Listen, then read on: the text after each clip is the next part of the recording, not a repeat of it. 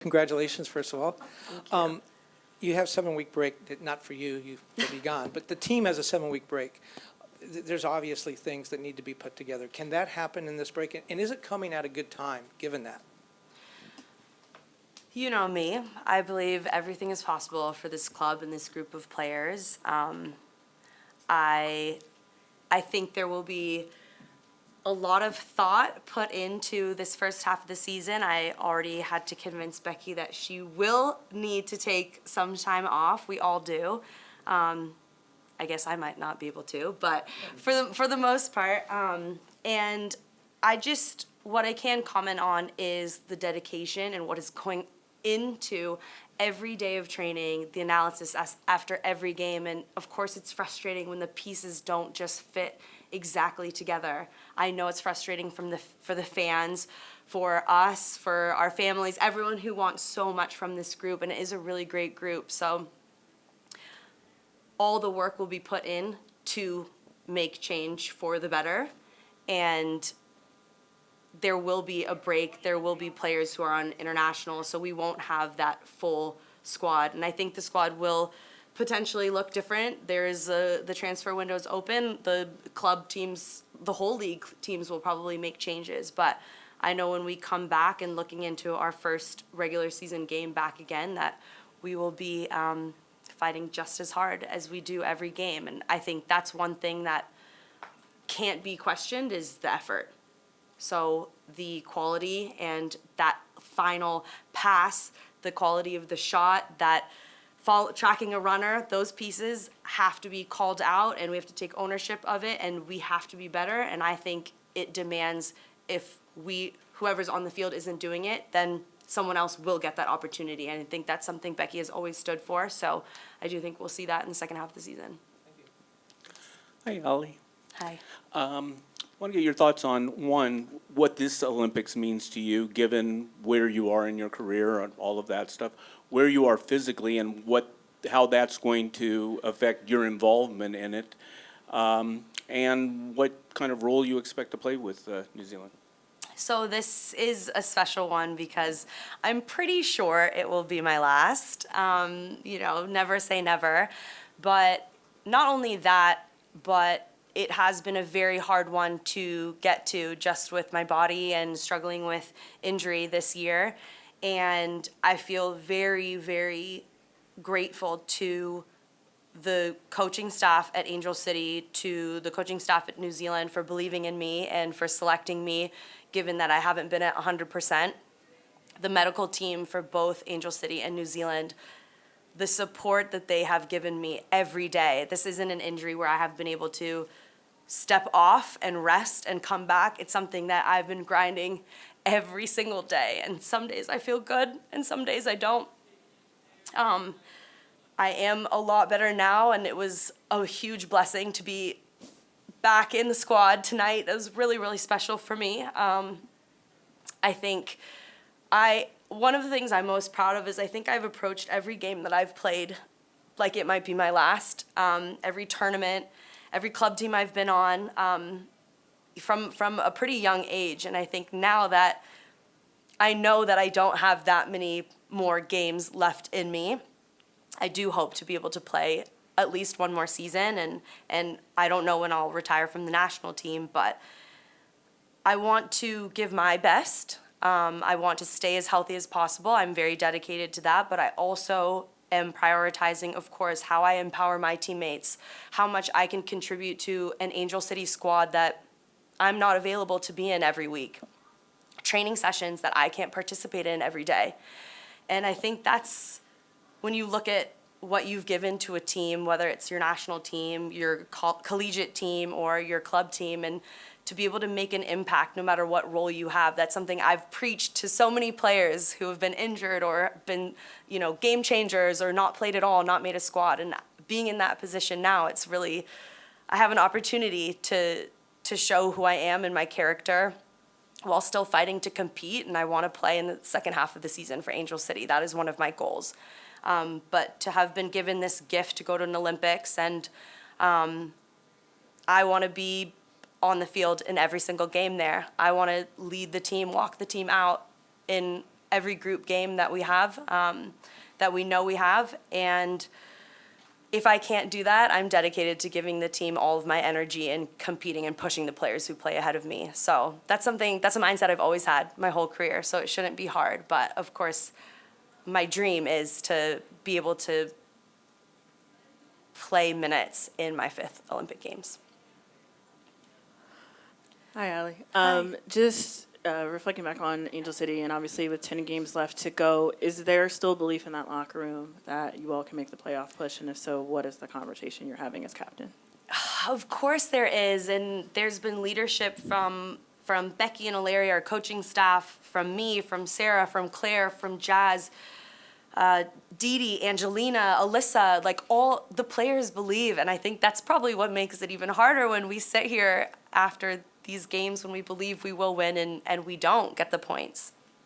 But I think, like I mentioned to Kevin, it's not about necessarily the belief and the effort and the heart. Like I hope that you all see that when we step on the field, that there's that energy in the stadium, because at any point you feel that we could turn this, that we could score, that we could, change a score line, salvage a point, 3 points.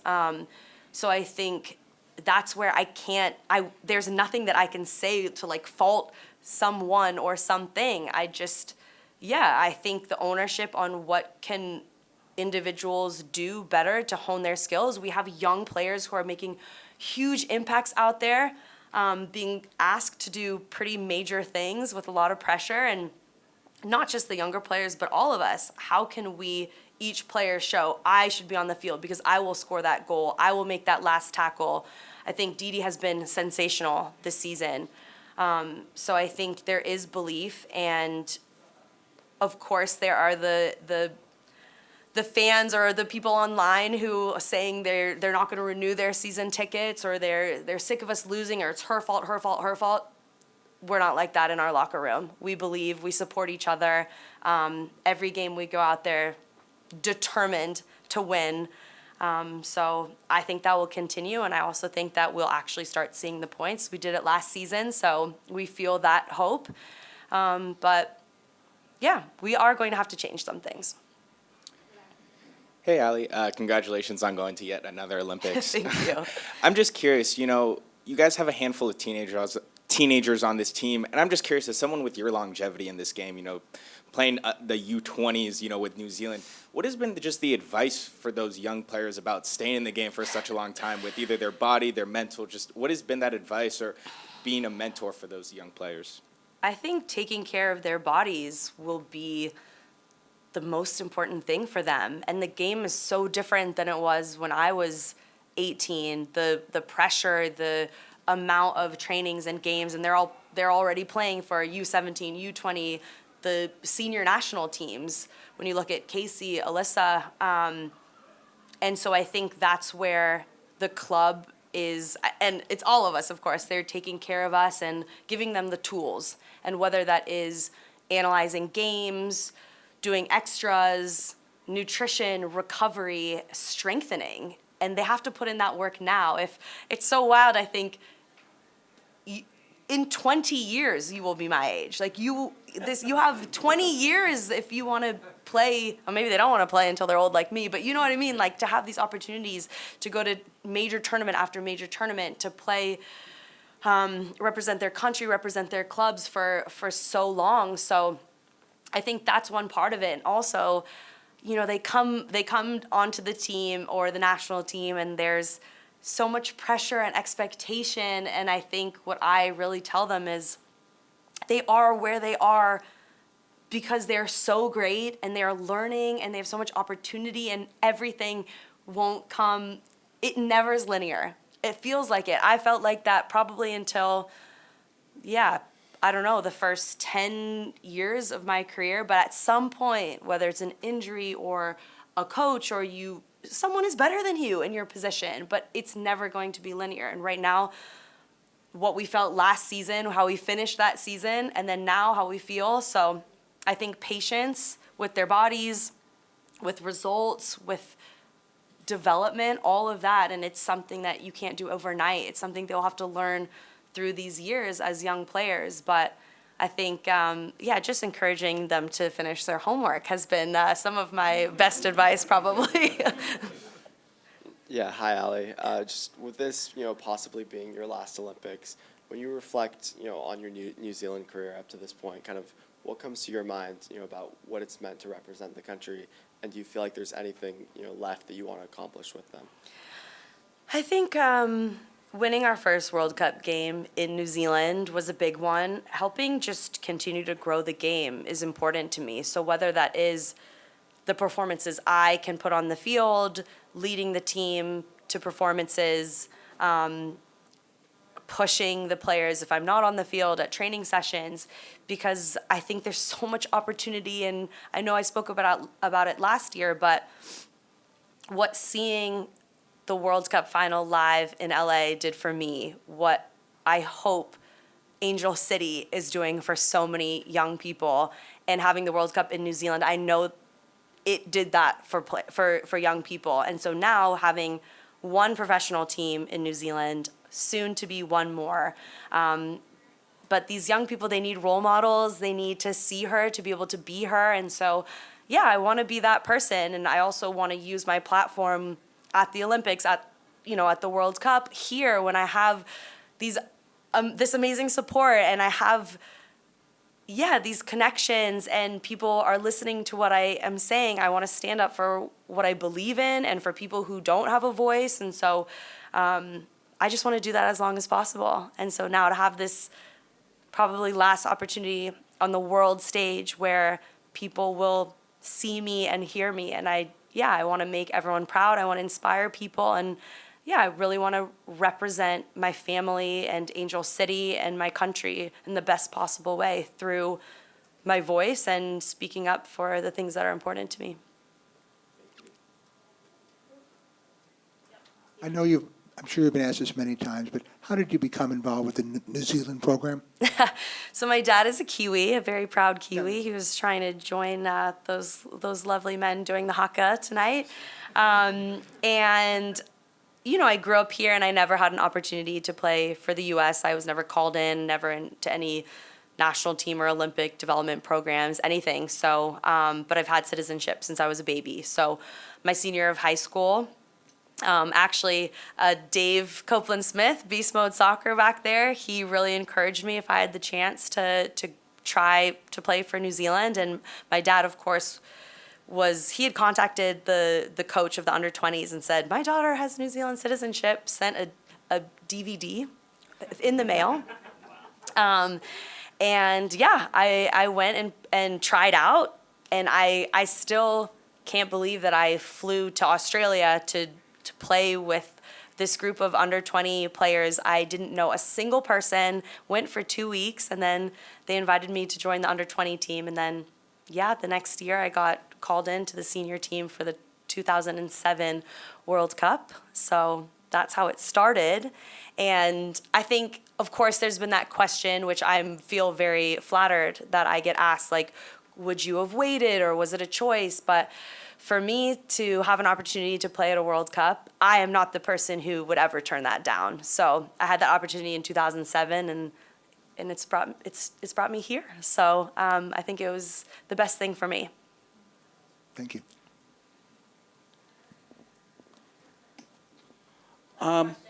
He's back. Yeah, because of something that you said there.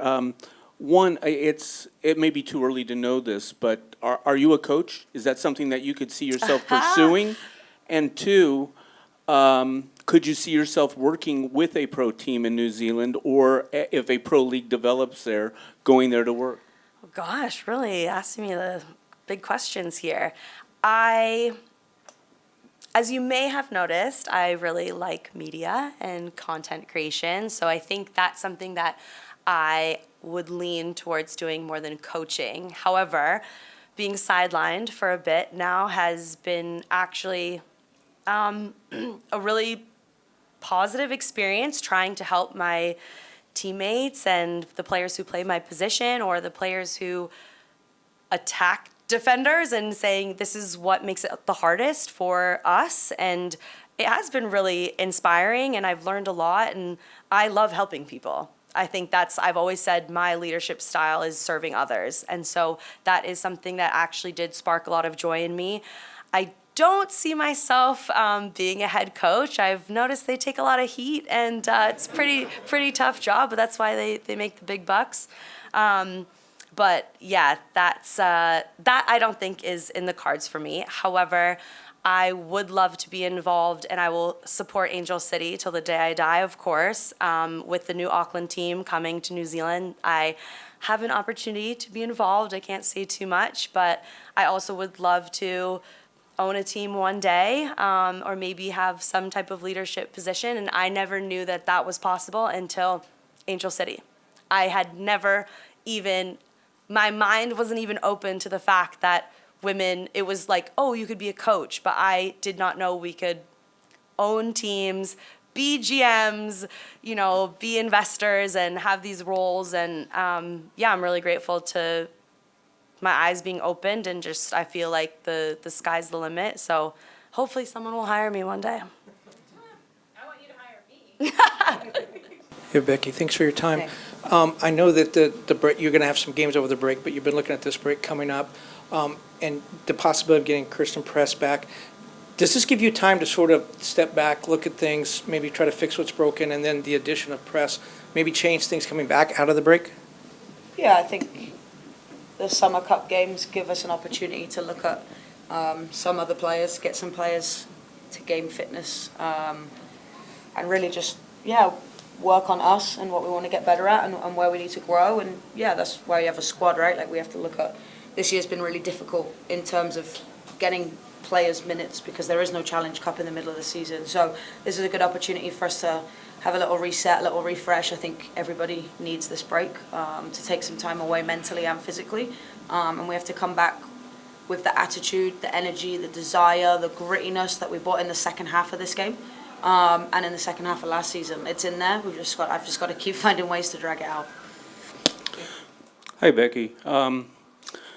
Wanted to get your thoughts just on how you look at the positives from the penalty kick on, the way the team played, and before that, and how you kind of balance that as you assess the game. Yeah, I think the positives the second half. I think we came out second half and we made a choice. At halftime, we made a choice, and the choice was to come out and compete and be scrappy and work and make amends for what we did first half. And you never want to do that from 2-0 down. I think it's a long way back in this league from 2-0 down. And I think, like I just said, we have to take the second half and that scrappiness and desire and that willingness to compete into the next second half of the season. We have to take the positives from it. It was 45 minutes too late, and we have to make that choice earlier. Again, this league punishes you. But if I was to take any positives, it has to be the second half. We limited their chances. The chances they had were in transition because we were brave. And at halftime, I asked them to be brave. Go out, be brave, leave everything you have on the field. And I think that's what they gave as a group second half. Hey, Becki, you were 16 games in, I guess. As the coaching staff, is there a sense of frustration or disappointed how this season has gone so far? Yeah, of course. Nobody wants to sit here with 4 wins, right? Like, yeah, you want to win every game that you play in. I think that's whether you're a player, whether that's you're on staff, whether you're a coach. Like, we want to strive to win every single game that we play in. And I think you'd be disappointed if you don't have 16 wins. I think that should be how you are as a coach and how you are as a player. You want to strive for nothing less than 3 points every time you play. So yeah, I think disappointed. I think the group is disappointed. I think the best part with the league is that you can't be disappointed for very long. You have to move forward and you have to move on. And we have a real opportunity second half of the season. I don't want to, say that we weren't in the same position last year, because we were. We've been through it. We know what we've got to do. And it has to be about us. It has to be what do we want from this season? Like, how are we going to show up? How are we going to continue to build on the second half of today's game, in which we came out with a 1-0 win in the second half? I know that's not ultimately the 3 points that we need or we want, but we have to take that positive and we've got to move on from it really quickly. Hi, Becki. Obviously, we saw Giselle go off after drawing the penalty. Do you have an update on where she's at, kind of post game? No, I haven't seen her yet at all. So I'm not really sure what it is. I think I'll go in and check in with her now, but yeah, I'm not sure. Yeah, and then just kind of looking at the second half of the season as a whole, aside from that grit, kind of is there something on the field, maybe tactically that you're looking for, in the second half? Yeah, we have to score goals. We have to score goals. We can't I can't sit here every week. We can't keep going through this as players that we need to find ways to score goals. I think we have opportunities in the first half. They have opportunities in the first half, and the game's 2-0 at halftime. And that is the stuff that we can control and we must control. And we've got to find where they're going to come from consistently. We have to find ways as a team to finish the opportunities that we have, because ultimately, if you don't score first in this league, it's a long way back. Hey Becki, you just talked about your frustration with the ability to score this season. I'm curious, with this break that you guys have, I know you have the summer league games. What are you able to do in practice to be able to increase that probability of getting more goals and capitalizing on those opportunities? Because they're certainly there in the game, but you just aren't able to get that last % in. Yeah, I think consistency in front of goal. We have to continue to create as many game realistic moments in training as possible. I think we have to get people in positions to score goals more often and create higher percentage chances. And it's something that, if it was easy, we'd all be able to do, right? It's the hardest part of the game. So yeah, we'll continue to work on it. I think we have some young players that just need time to continue to build and grow in confidence. And goal scoring is a confidence thing. I mean, yes, you can be a natural finisher and you can score goals, but the longer that you don't score, you have to find it from within yourself to get your confidence back. And my job is to instill that confidence in this team and in those players in the front line that do need to pick up more goals this season.